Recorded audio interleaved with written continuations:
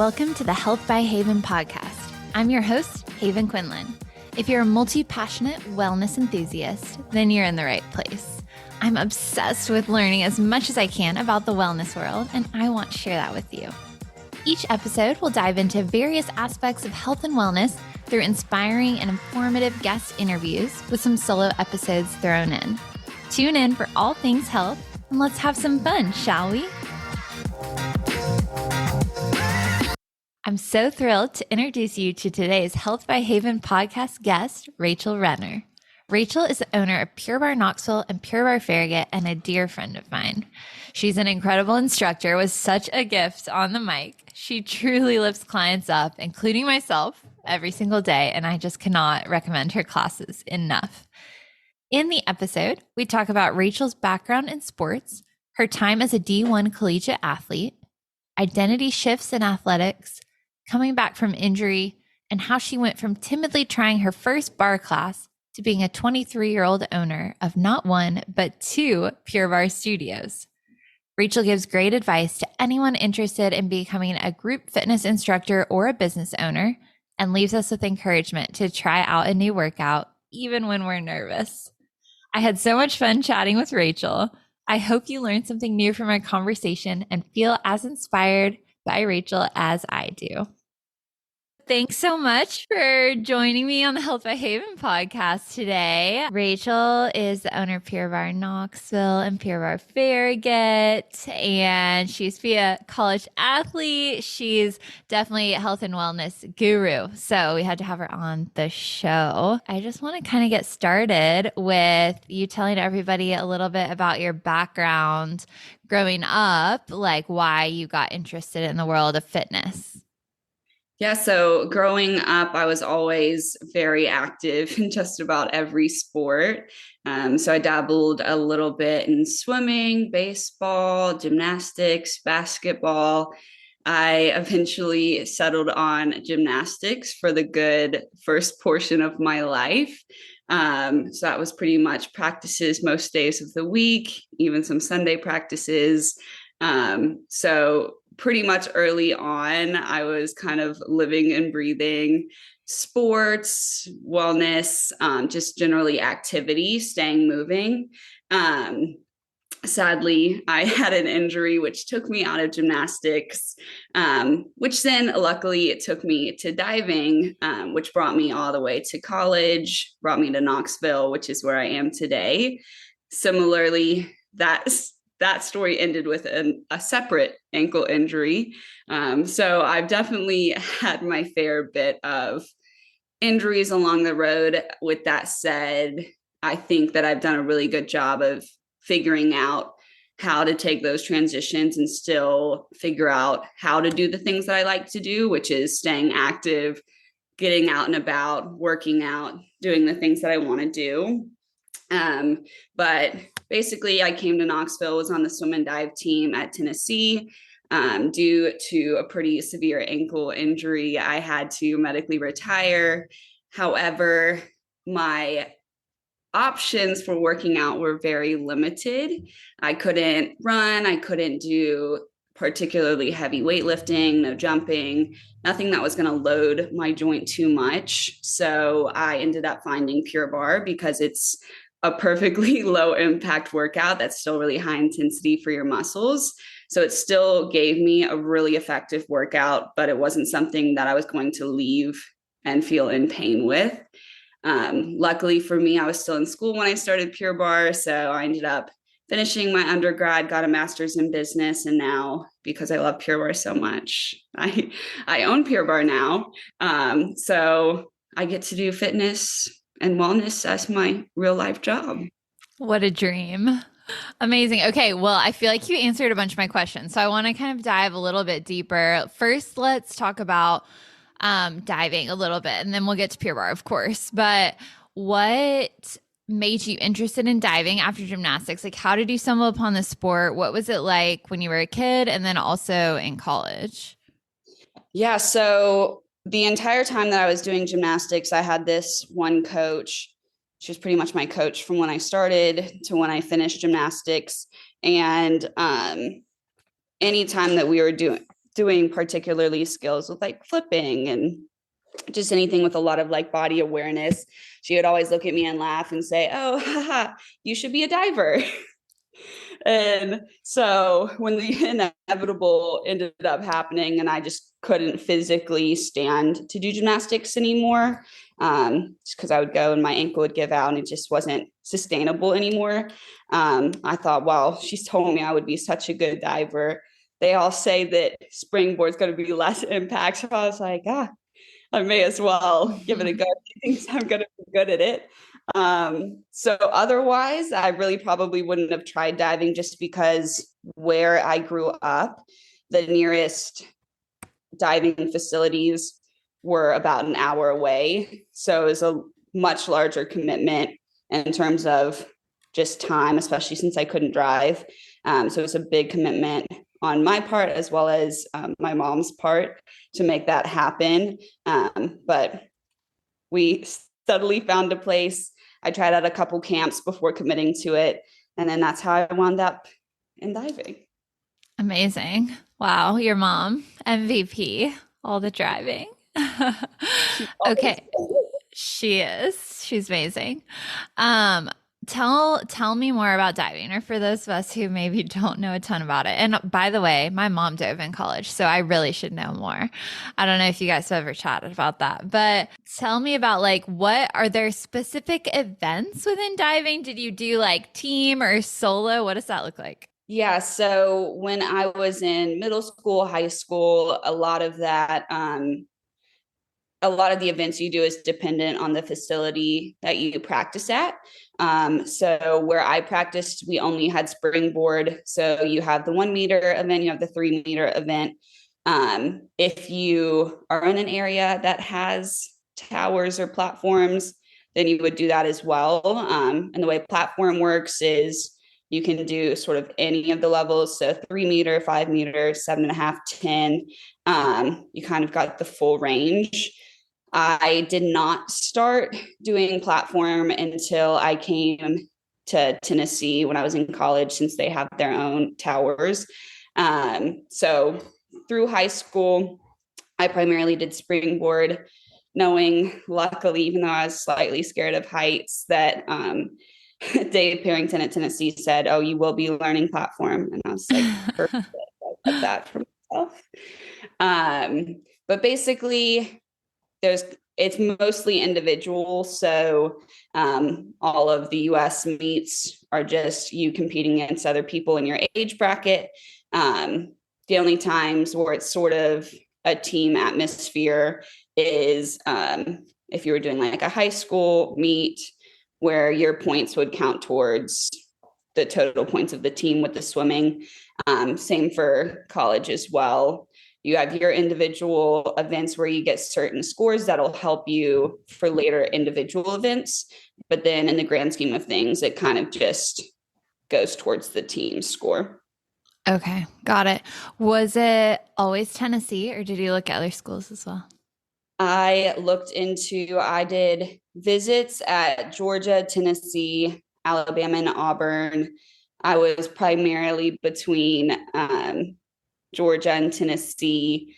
However, I had grown up, my club coach was pretty decent friends with the Tennessee dive coach. So from middle school through high school, every summer we would go to Tennessee for a week or two and do their summer dive camp. So I had known Dave before I came to college for close to 5-6 years at that point. So it felt like more of the right fit. I had family up in Tennessee as well. I trusted Dave. So you could say it was always Tennessee. Georgia did put up a good fight. Amazing. Well, their facilities are beautiful. I did go watch the Olympic trials when I was a kid when they were there. I can't remember what year it was for, like 2008 or something, maybe. But I think they just have them there again, or is it soon? Yep. So they are just finishing up the Olympic trials at Tennessee right now. So yeah. Super exciting. Amazing. Okay. Well, then talk to us about obviously you mentioned you got an injury that prevented you from diving anymore. Talk to us about how that was and like the like identity shift, I guess, from like always being competitive gymnast and then diver and then like you're like, "Oh my gosh, what do I do now?" Yeah. So I ended up going to the doctor right at the end of my freshman year at Tennessee. So as that freshman year was kind of wrapping up, that's when I saw the doctor. At the time, I did not expect for them to say that I was fully done with sports up until that visit, and I had to go to Duke for that visit. They had thrown around all of these potential options and fixes that would get me back into it. So when I went to this one appointment and he was like, nope, you're completely done. At the time, he had said that they wouldn't be able to do any fixes. He had just said, whenever you're in enough pain, we'll fuse your ankle. Oh Um, gosh. at the time, I was 18 and I was like, there's just no way. Yeah. Luckily, my prior doctors knew this doctor, so they kind of were able to chit chat. And they came to some conclusions about what they could do. Regardless of anything they did, I was never going to be able to get back to those things. So even still today, like there's no really, he might see me do a little hop here and there, but for the most part, I'm not really supposed to do anything that loads the joint. Um, but the timing of it all was super interesting. So the same day that I drove to Duke for that appointment where he said, you're done, was the same day Adam had left for the summer to go back to Australia. So he had left. All of a sudden, this thing's getting ripped out from under me. I was like, Oh oh, no. man. So to say that it was a dark summer is probably an understatement. Yeah. At that point, I was probably a little bit iffy on even if I wanted to go back to Tennessee. Mm-hmm. But at the end of the day, even prior to officially starting at Tennessee, the big thing that a lot of people say, and probably the best advice that I've ever been given when you're going on all these recruiting trips is if everything goes south, if you do not have this team, if you do not have this sport, are you actually where you want to be? Mm-hmm. And at the end of the day, that is where I wanted to be. Luckily, Adam was going to come back after the summer. I had some people that I knew that were still going to be on my side. At the time, Adam and my mom had encouraged me to just try out and do the sorority recruitment, get into that, try to find some workouts that I enjoyed. So I dabbled a little bit in all of that just to get myself through that next fall semester. Mm-hmm. But luckily for me, it kind of wasn't until I found Pure Barre that I kind of got a little bit re-energized, got a little bit more excited because I feel like I had spent so long just kind of like waffling around, like, what is my new schedule? What are the things that I do? What can I do? Yeah. And luckily for me, the tennis manager at the time was dating an instructor at Pure Barre. Oh, okay. So Gray was the tennis manager. He was dating Emma, who is a teacher. So Adam had told me a little bit about it, and I was like, if he knows someone, I'll go and give it a go. Yeah. Out and kind of instantly, I fell in love with it because it was that group setting where I had all of these other people. I may not have Mm-hmm. talked to them, I may not have known them, but we were all there kind of doing the same thing. But at the same time, it's very similar to all of the sports that I've always done because Pure Barre is so heavy on the mind-body connection. Mm-hmm. And all of the sports that I had done up until that point was half of it's knowing what to do, half of it's also like feeling it, like what is your body doing? Yeah. So that bit of me really connected with Pure Barre of like, I was probably not doing Pure Barre right at all when I first started. No one is. That's okay. But I was like, oh, I can actually like adjust myself and Mm-hmm. figure out what it's supposed to feel like and get these really small muscle groups that I've never done before. And I was pretty much instantly hooked. So it's safe to say that Pure Barre kind of pulled me out of a little dark area that I was in, just because I had lost myself a little bit, because that identity of this is who I am was no longer really applicable. I Yeah. still went around the dive team a little bit, but it just was never going to be the same as what it was. So Pure Barre gave me that community, gave me a place to go outside of the school, outside of just like the day-to-day being a student. So yeah, it was kind of a little bit life-changing, obviously, to today, but I didn't know that at the time. So Yeah, of course. Well, and I didn't even think about it, but you made a really good point of like gymnastics to diving to Pure Barre. All of it is like a lot of mind body connection, body awareness. Like, how do I make these little adjustments? Because it's all very precise. So that is a really good point as well. And we'll get to Adam too. Adam is Rachel's boyfriend, and he plays tennis. But I want to chat about Pure Barre some more. We love Pure Barre around here. So once you got introduced and you started taking classes, and you really loved the community there and the way that you could challenge yourself, how did you go from like taking classes to becoming an instructor and getting trained in all the things, and then your journey throughout? I'll let you talk about that more. yeah. So I'm trying to think back.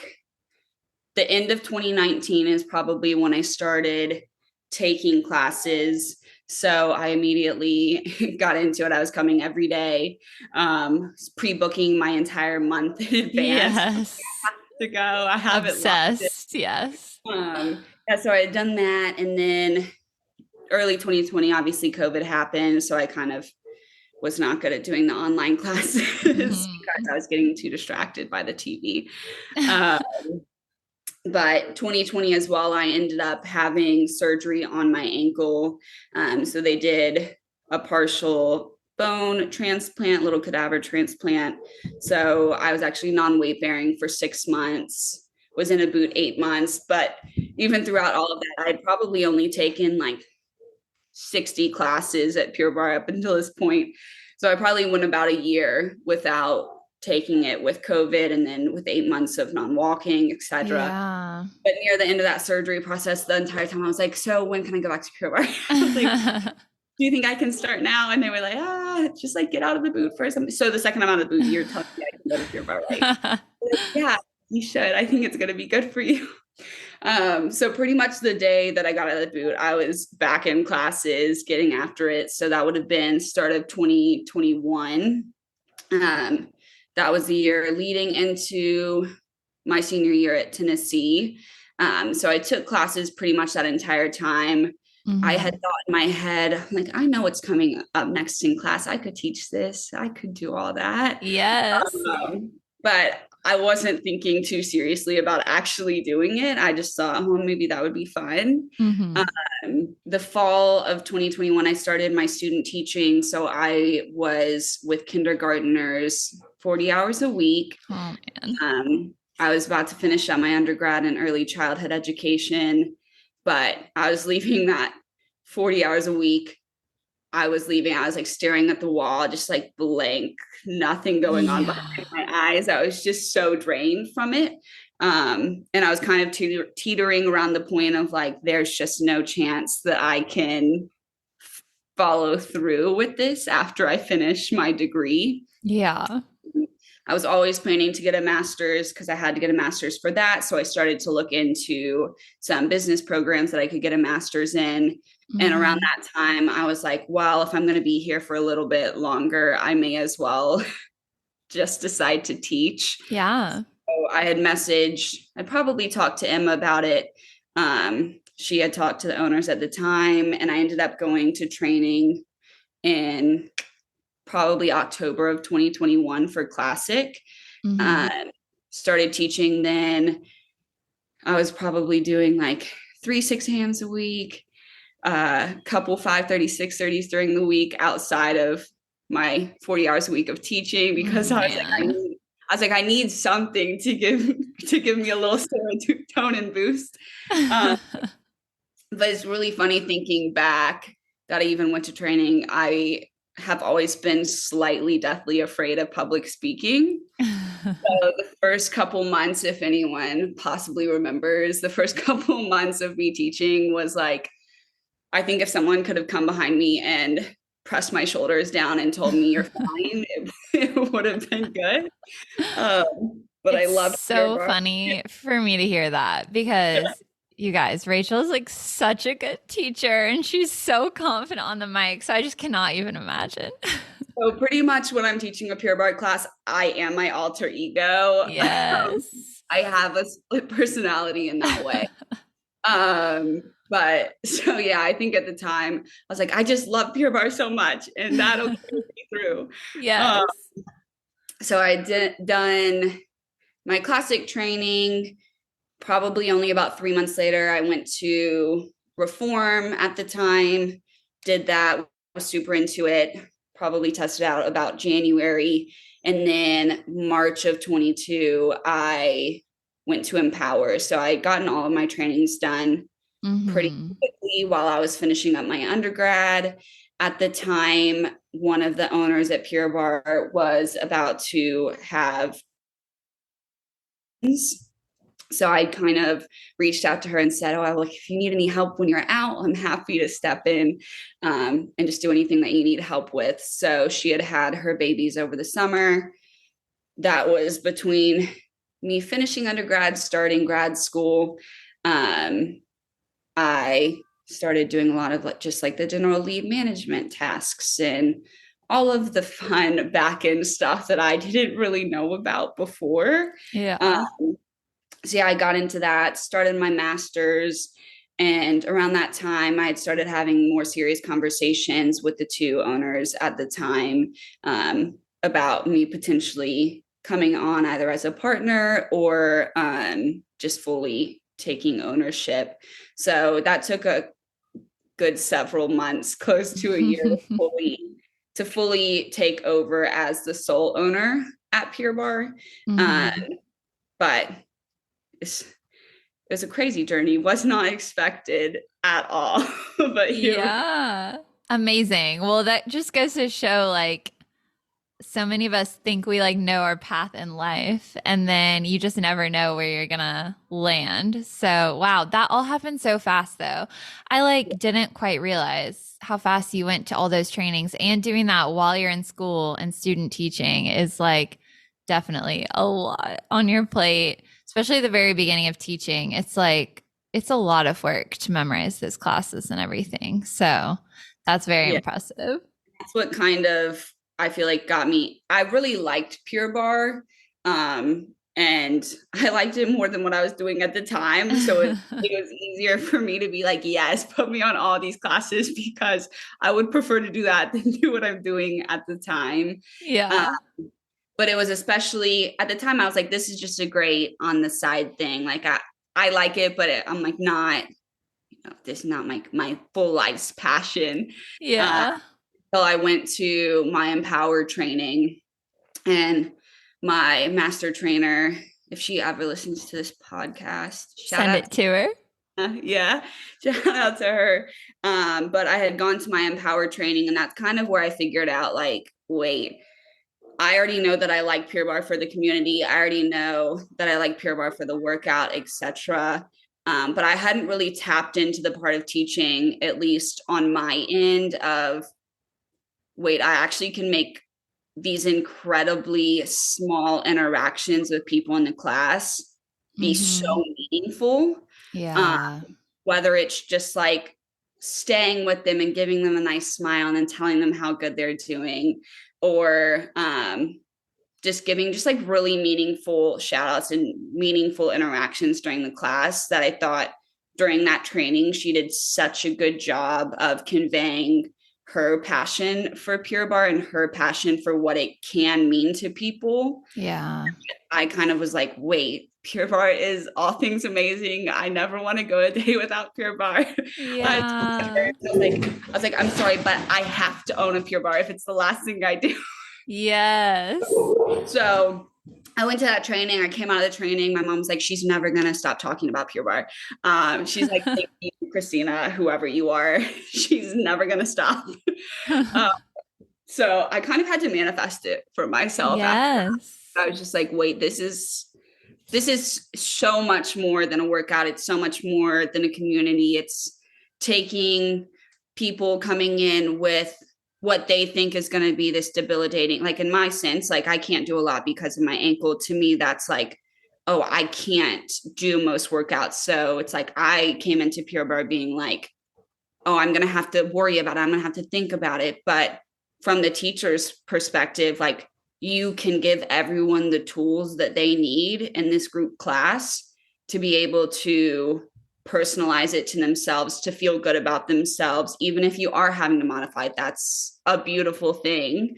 And being able to shout people out for that and feel really good about it and powerful. I just thought she did an amazing job at. So Yeah. Yeah, that's amazing. I mean, to give people that, like, I guess, re-entry into the fitness space, because you see a lot of clients too that are like, I haven't worked out in like 15 years or since I had kids or whatever. There's definitely people from all walks of life and ages and everything coming in and finding community and a challenge. So yes, yes, we love it. Um, okay.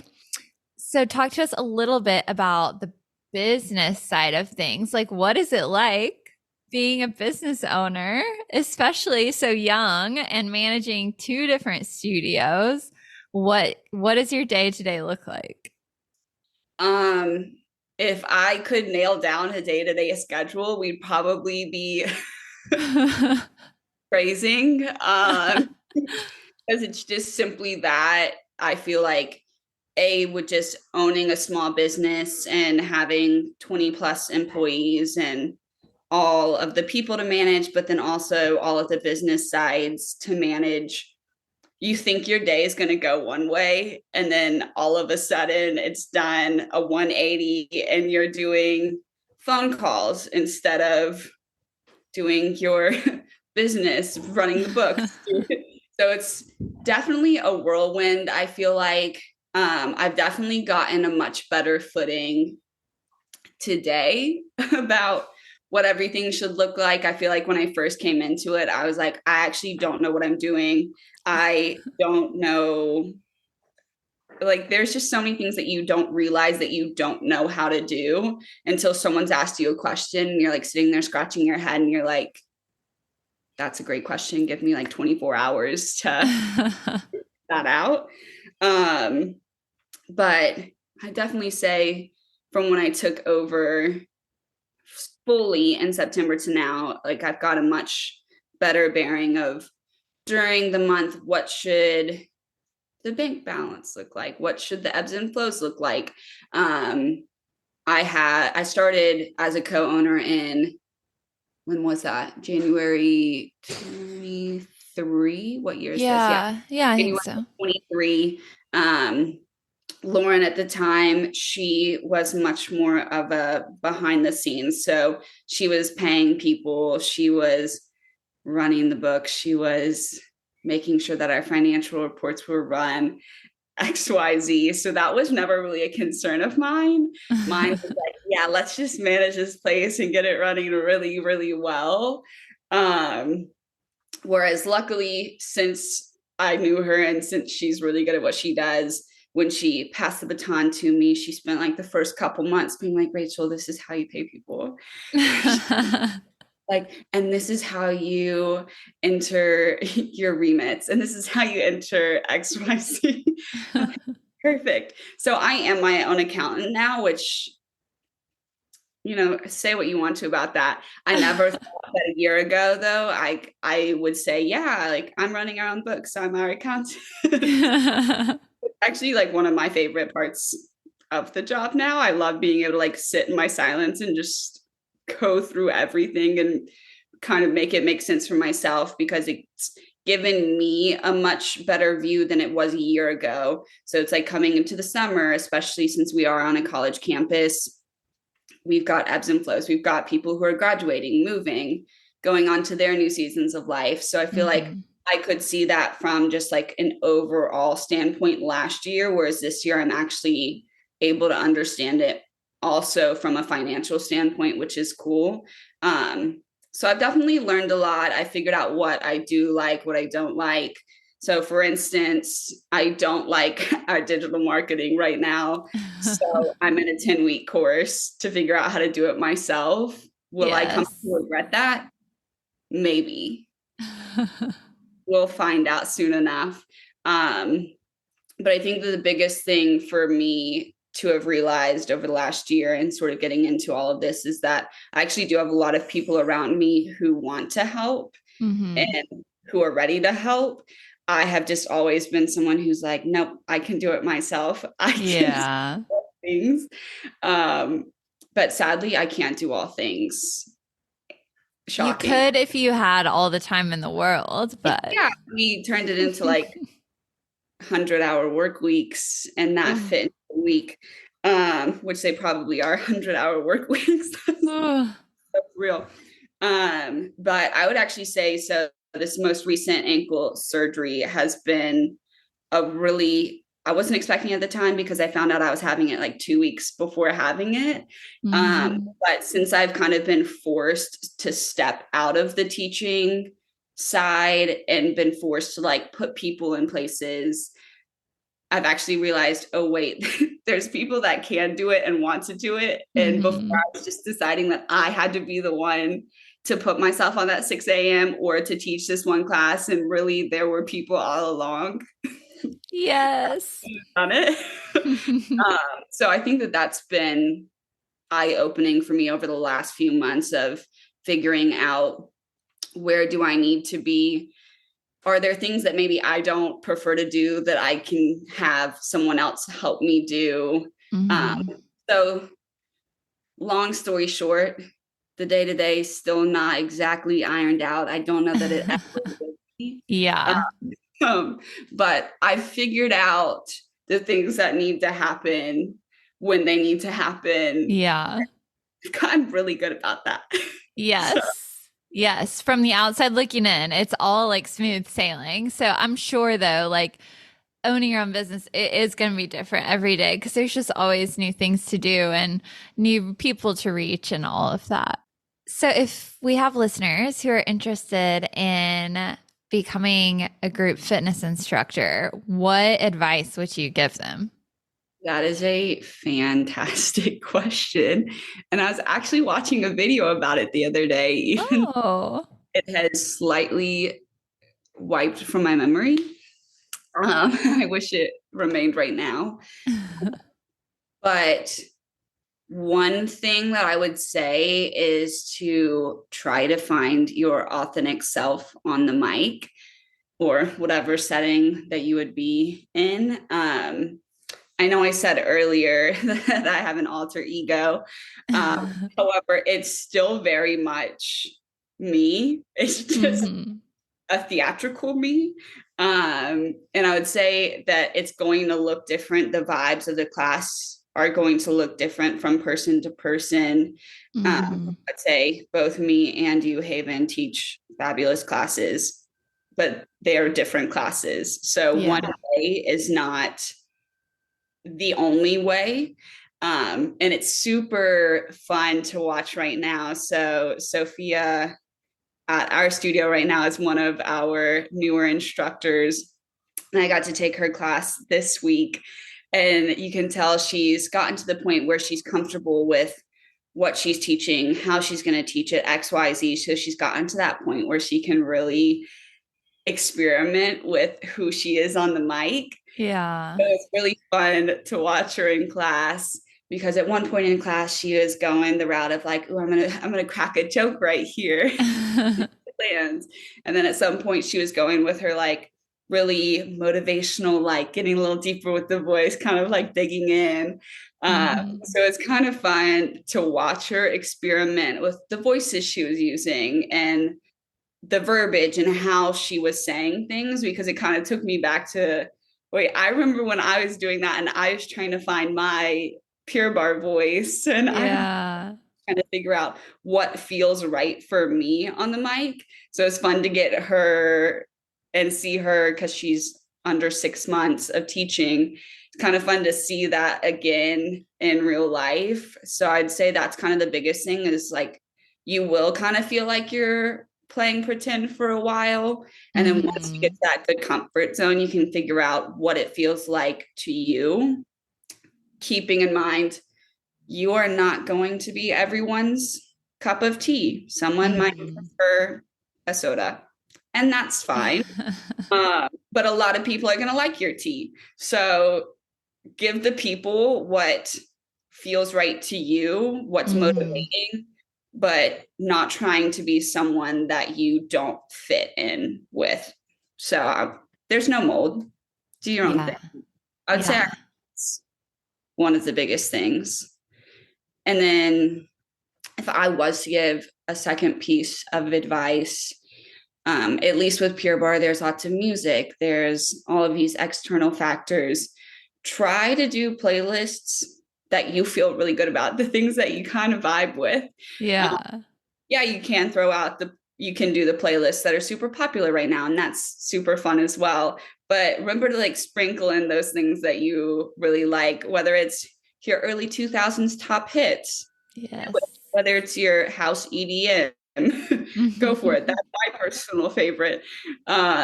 Just remember that, yes, you are there for the people, but you also are there because you like what you're teaching. If somebody is like, wow, Rachel's so awesome, I want to own a business just like her, what advice would you give someone wanting to start their own business? I would say find people that you can trust, both within your business and outside of your business. People are, especially if it's a small business, depending on what your product is, what you're starting, XYZ, at the end of the day, the people are usually what keep it going. Mm-hmm. So make sure that within your business, you have people on your team that you build up, but also build you up, that Mm-hmm. everyone feels really passionately and really strongly about the product, what they're doing. But more importantly, you can trust them, whether it's showing up when they're supposed to, or you can trust them with this extra task that you might need to get done. Or if you're looking into extra help or management or XYZ, making sure that you have people that are truly going to be in your corner, that Mm-hmm. not only want what's best for the business, but also that want what's best for you as a person. Yeah. Because at the end of the day, it's the relationship bit that's going to help both sides. Mm-hmm.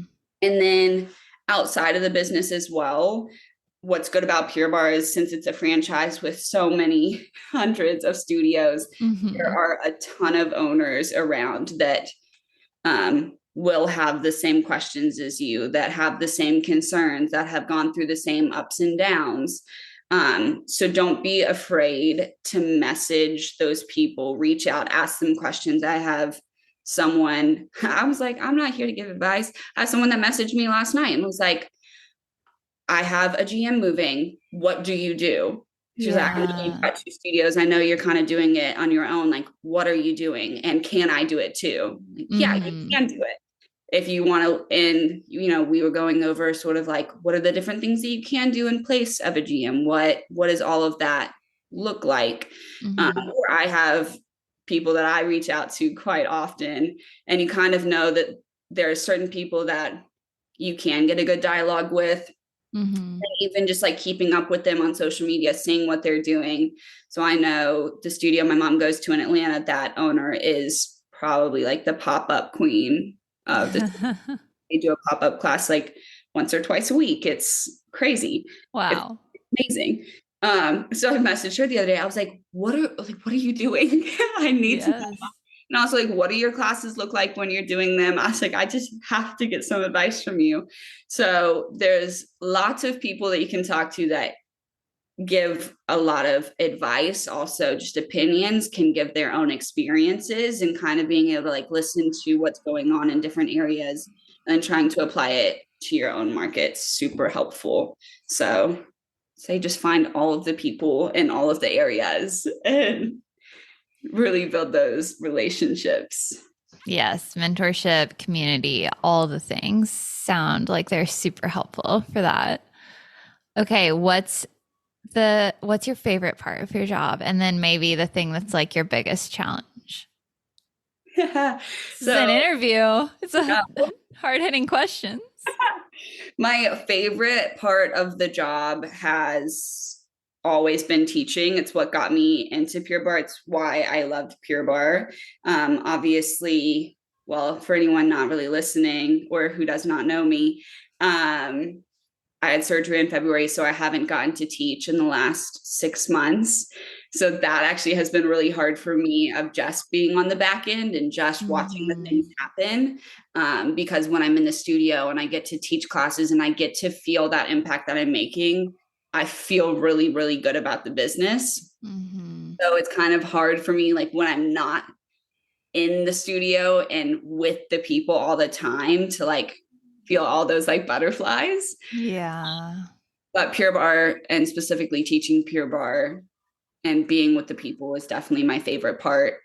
My least favorite part, for anyone that knows me, this is probably the least shocking thing ever, is emails. Anyone who's ever seen my messages, like I really would offload that task to someone else in a heartbeat.